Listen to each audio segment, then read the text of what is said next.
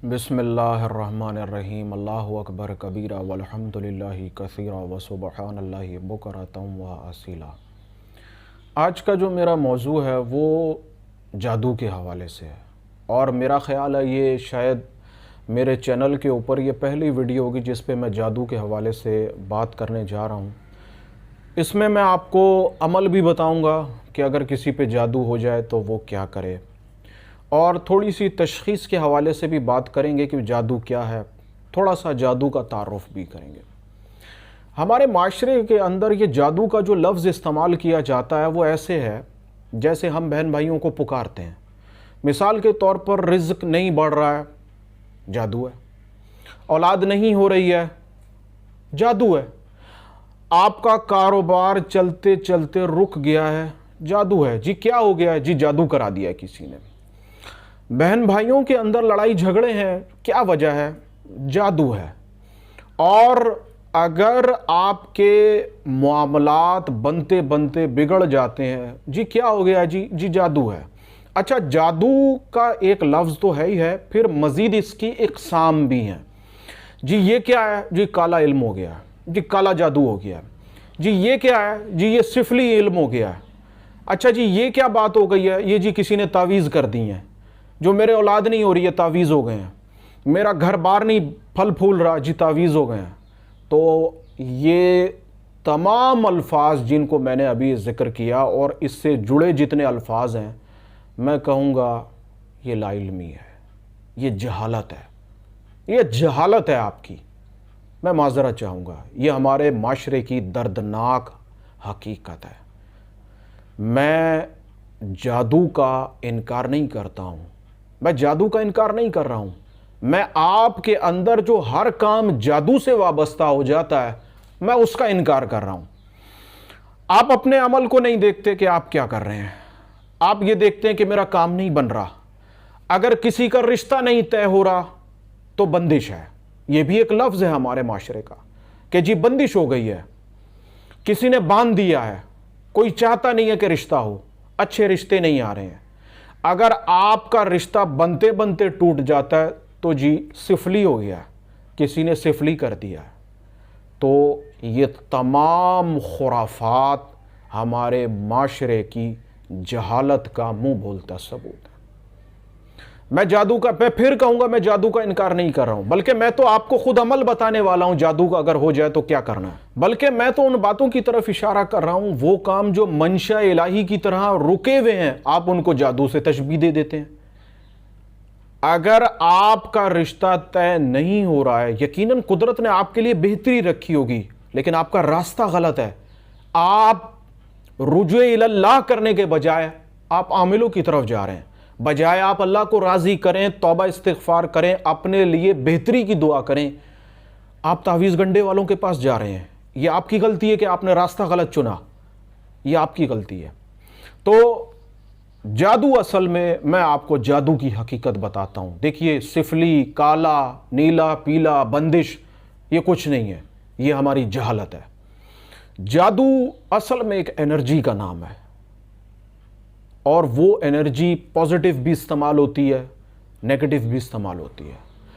ऐसी एनर्जी जिसको आप नेगेटिव पर्पस के लिए इस्तेमाल करें, उसको हम आम अल्फाजों में जादू का लफ्ज़ कहते हैं, जबकि वो जादू नहीं है, वो तो एक नेगेटिव एनर्जी है जिसको हम अपने अज़ाइम, अपने मकासद, अपनी तंग दिली की वजह से लोगों को मुसीबतों में डाल रहे हैं, उनके लिए रुकावटें पैदा कर रहे हैं, और कुछ भी नहीं है।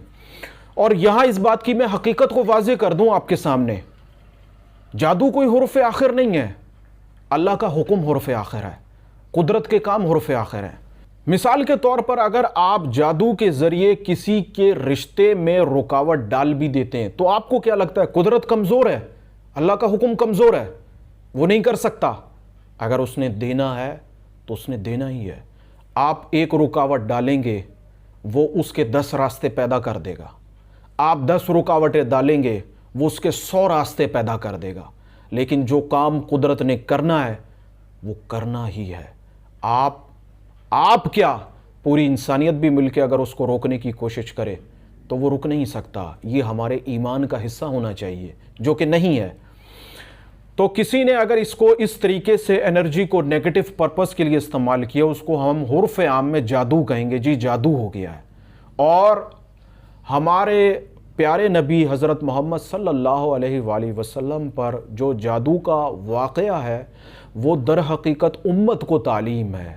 وہ ایسا نہیں ہے کہ کائنات کی سب سے عظیم ہستی پر کوئی سحر کرنے والا سحر کر دے، یہ ہو نہیں سکتا، یہ ممکن نہیں ہے، بلکہ ایسا کر کے دکھانے کا اصل مقصد یہ ہے کہ دیکھو اس چیز کی حقیقت موجود ہے، اور اگر ایسا ہو جاتا ہے تو تم اس کا اس طریقے سے علاج کر سکتے ہو، یہ کوئی ناممکن چیز نہیں ہے۔ اگر آپ کو گمان یہ ہو رہا ہے کہ میرا ایک معاملہ ہے وہ رک گیا ہے، وہ اٹک گیا ہے، اور اس کے اٹکنے کی وجہ جو ہے وہ شاید یہی ہے، اگر آپ کا گمان ایسا کہتا ہے، میں آپ کو کسی عامل کے پاس نہیں بھیج رہا ہوں، میں آپ کو کسی ایسے بندے کے پاس نہیں بھیج رہا ہوں جو آپ کی عزت کو بھی پامال کر دے، آپ کے مال کو بھی برباد کر ڈالے اور آپ کو فائدہ بھی کچھ نہ ہو، بلکہ میں آپ کو وہ طریقہ بتا رہا ہوں کہ آپ خود کیجئے، آپ خود دیکھیے کیا ہے۔ تو تشخیص کس طریقے سے ہوگی؟ تشخیص کا سب سے آسان عمل سورہ ناس ہے۔ آپ کیا کیجئے؟ آپ سورہ ناس پڑھیے کم سے کم 2 تسبیح۔ جب آپ سورہ ناس پڑھیں گے تو آپ کی پوری توجہ جو ہے وہ اس مقصد کی طرف ہونی چاہیے جو آپ کا رک گیا ہے۔ مثال کے طور پر خواتین کا مسئلہ لے لیتا ہوں، کیونکہ وہ زیادہ پریشان رہتی ہیں، اور پھر وہی ایسے لوگوں کے پاس زیادہ جاتی ہیں بنسبت مرد حضرات کے، یہ ایک حقیقت ہے۔ تو کوئی خاتون کا رشتہ نہیں ہو رہا ہے، کنواری ہیں، بہت کوشش کر لی، ٹھیک ہے اللہ تعالیٰ نے اچھا بنایا لیکن رشتہ نہیں ہو رہا۔ آپ ایک کام کیجئے، آپ 2 تسبیح صبح اور 2 تسبیح شام 3 دن، کم سے کم 3 دن سورہ ناس کو پڑھیے، صرف سورہ ناس۔ آپ جب اس کو پڑھیں گے، اگر آپ پہ غنودگی کی کیفیت طاری ہو جاتی ہے، آپ کو جمائیاں آتی ہیں، آپ کو یہ سورت پڑھنا، 2 تسبیح پڑھنا آپ کے لیے ایک پہاڑ بن جاتا ہے، آپ کے لیے مصیبت بن جاتا ہے، آپ کو نیند آنے لگ جاتی ہے۔ یہ جتنی بھی میں کیفیات بتا رہا ہوں، اس کا مقصد ہے آپ پر کوئی اثرات کا معاملہ ہے یا بندش ہے، جادو ہے، وہی نیگیٹو پاور ہے، وہی نیگیٹو انرجی ہے جو آپ کے معاملے کو روک رہی ہے۔ اس کے علاوہ آپ کے ساتھ کچھ نہیں ہوگا۔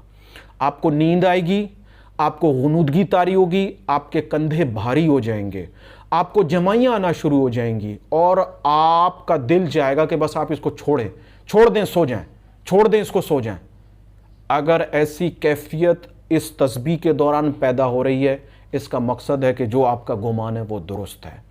اور پھر آپ نے اس کا حل کیسے کرنا ہے وہ بھی سن لیجئے۔ یہ جو میں نے بات بتائی یہ صرف تشخیص کے لیے، آپ کو علم ہو جائے گا کہ ہاں آیا میرے ساتھ ایسا مسئلہ ہے۔ اگر بالفرض کوئی چھوٹا بچہ ہے، اس کو نظر لگ جاتی ہے، تو اگر آپ اس کی نیت کر کے، توجہ کر کے اس عمل کو پڑھیں گے تو بھی یہ کیفیات ظاہر ہو جائیں گی۔ اگر اس کے ساتھ کوئی ایسا معاملہ ہوگا تو بالکل ظاہر ہو جائے گا۔ اب آپ کے لیے یہ سہولت ہے، آپ خود بھی کر سکتے ہیں اور کسی کے لیے بھی کر سکتے ہیں، لیکن کوشش یہ کی جائے کہ آپ اپنے گھر والوں، جو آپ کے گھر کے افراد ہیں، ان کے علاوہ آپ کسی کے لیے نہ کریں۔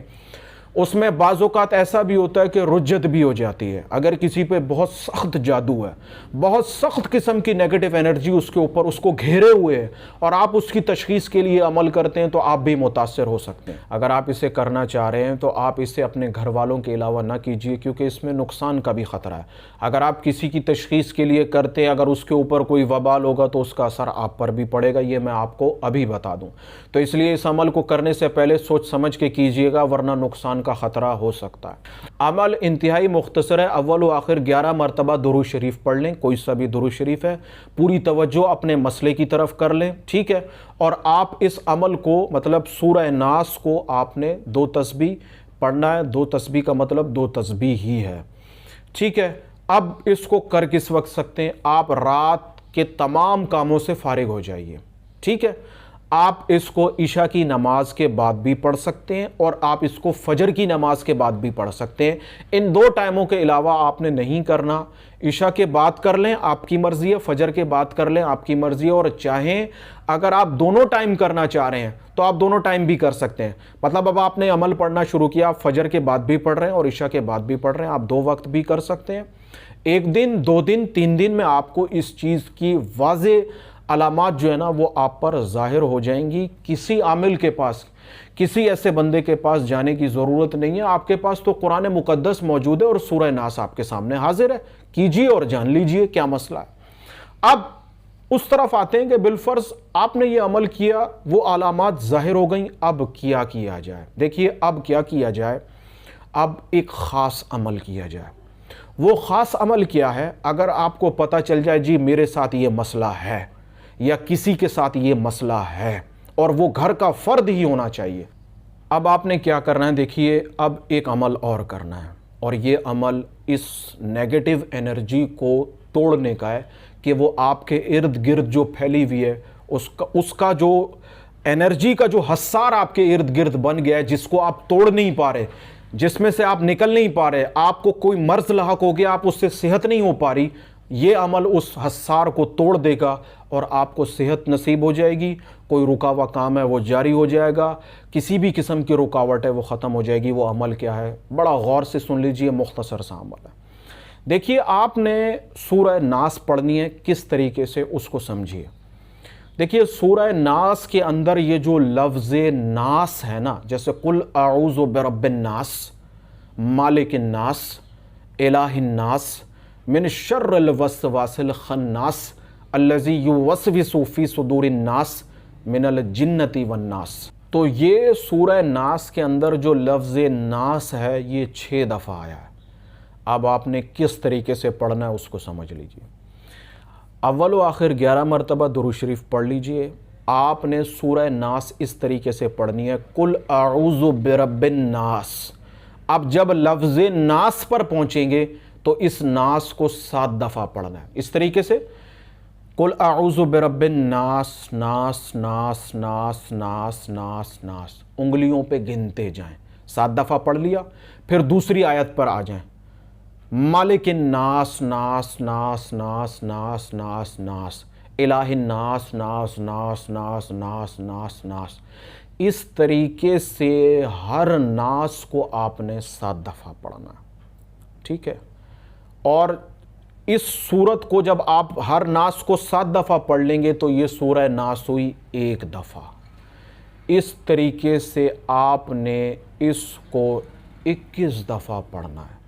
یہ ایک مشقت ضرور ہے، لیکن یہ اس قدر زبردست عمل ہے کہ جب آپ اس کو کرنا شروع ہوں گے بہتری کے آثار آپ پر واضح ہونا شروع ہو جائیں گے۔ کم سے کم 7 دن، زیادہ سے زیادہ 11 دن، یہ اس سے زیادہ آپ کو مہلت نہیں دے گا کرنے کی۔ اگر پہلے دن ہی آپ کو بہتری کے آثار موجود ہو جاتے ہیں تو کم سے کم 7 دن مکمل کیجئے گا، اور 11 دن تک آپ نے اس کو کرنا ہے۔ مطلب میں نے شروع کیا، 3 دن کیا، میرا مسئلہ حل ہو گیا، 7 دن مکمل کر لے، تاکہ حصار کے جتنے بھی اثرات آپ کے ارد گرد موجود ہوں گے وہ بالکل ختم ہو جائیں گے، آپ اس نیگیٹو انرجی سے بالکل پاک و صاف ہو جائیں گے۔ تو جب آپ شروع کریں 7 دن آپ کو مکمل کرنا ہے، 7 دن میں کام نہ بنے تو 11 دن تک آپ نے اس کو لے کے جانا ہے، انشاءاللہ تعالی 11 دن تک جانے کی نوبت نہیں آئے گی۔ عمل کی وضاحت کو ایک دفعہ پھر سن لیجئے۔ اول و آخر درود شریف پڑھنا ہے، اور آپ نے 21 دفعہ سورہ ناس اس طریقے سے پڑھنی ہے کہ جب آپ لفظ ناس پر پہنچیں گے تو اس سے 7 دفعہ پڑھنا ہے، ٹھیک ہے؟ اس کے پڑھ لینے کے بعد آپ نے پانی پر لازمی دم کرنا ہے۔ وہ پانی آپ خود بھی پئیں اور اپنے گھر کے چاروں کونوں میں بھی چھڑک سکتے ہیں۔ اگر یہ عمل آپ کسی اور کے لیے کر رہے ہیں تو جب آپ اس عمل کو پڑھیں گے اس کا تصور دھیان ہونا بہت ضروری ہے کہ آپ کس کے لیے پڑھ رہے ہیں۔ پانی پر آپ دم کریں گے، وہ پانی آپ خود بھی پی سکتے ہیں، اس کو بھی پلا سکتے ہیں، اپنے گھر میں بھی ڈال سکتے ہیں، اس کے گھر میں بھی ڈال سکتے ہیں، اور اس پانی کو آپ خود بھی پی سکتے ہیں، آپ کے علاوہ باقی افراد بھی پی سکتے ہیں، تاکہ کسی پہ کوئی نظر بد ہو، اثرات ہوں، کوئی معاملہ ہو تو وہ جو بھی معاملہ ہے وہ حل ہو سکے، یہ انتہائی زبردست عمل ہے اور آپ کے لیے خاص طور پر میں لے کے آیا ہوں ایسے افراد جو اس معاملے میں ذلیل و رسوا ہو رہے ہیں، پریشان ہو رہے ہیں، ان کے پاس کوئی حل نہیں ہے۔ اس کو ایک دفعہ کر کے دیکھیے اور پھر میں منتظر رہوں گا آپ کی رائے کا کہ اگر آپ نے اس کو کیا تو آپ نے کیا پایا، کیا کھویا، کیا آپ کو حاصل ہوا۔ اور اگر اس عمل کے معاملے میں کوئی پریشانی آتی ہے، کوئی معاملہ آپ کو سمجھ نہیں آتا، میں حاضر خدمت ہوں، آپ مجھے کامنٹس لکھیے، میں انشاءاللہ تعالی موقع ملتے ہی آپ کو اس کا جواب ضرور دوں گا۔ یہ جادو کا آپ کو تشخیص کا عمل بھی بتا دیا، اس کا توڑ کا عمل بھی بتا دیا، دونوں عمل سورہ ناس سے منسلک ہیں، مختصر عمل ہیں، آپ اس کو کیجئے گا انشاءاللہ تعالی ضرور بالضرور فائدہ ہوگا۔ کیسا ہی جادو کیوں نہ ہو، یہ معاشرے کے اندر کالے پیلے نیلے جس قسم کے بھی جادو ہیں، سفلی ہیں، بندش ہے، کچھ بھی ہے، آپ اس کو کریں اور پھر کلام الہی کا معجزہ دیکھیے کہ اللہ تعالیٰ نے اس کلام کے اندر کیسی کیسی طاقتیں پوشیدہ رکھی ہیں۔ انشاءاللہ تعالیٰ آپ کا وہ معاملہ اور مسئلہ حل ہو جائے گا۔ اللہ تعالیٰ کی بارگاہ میں بڑی عاجزانہ دعا ہے کہ مولا تیری یہ جو مخلوق ہے بڑی غموں کی ماری ہے، بڑی ترسی ہوئی ہے، بڑی دکھوں کی ماری ہے۔ اے اللہ اس عمل کا فیض عطا فرما، جو بندہ اس عمل کو کرے اس سے فیضیاب ہو جائے، اپنی عزت کو محفوظ رکھے، اپنے مال کو محفوظ رکھے۔ میں دلی طور پر آپ لوگوں کے سب کے لیے دعا گو ہوں، اللہ تعالیٰ آپ کا حامی و ناصر ہو، میری کسی بات سے، میرے کسی عمل سے آپ کو فائدہ ہو، میں آپ کے لیے دعا گو ہوں، آپ بھی میرے لیے دعا گو رہیے گا۔ اللہ تعالیٰ آپ کا حامی و ناصر ہو، آمین ثم آمین۔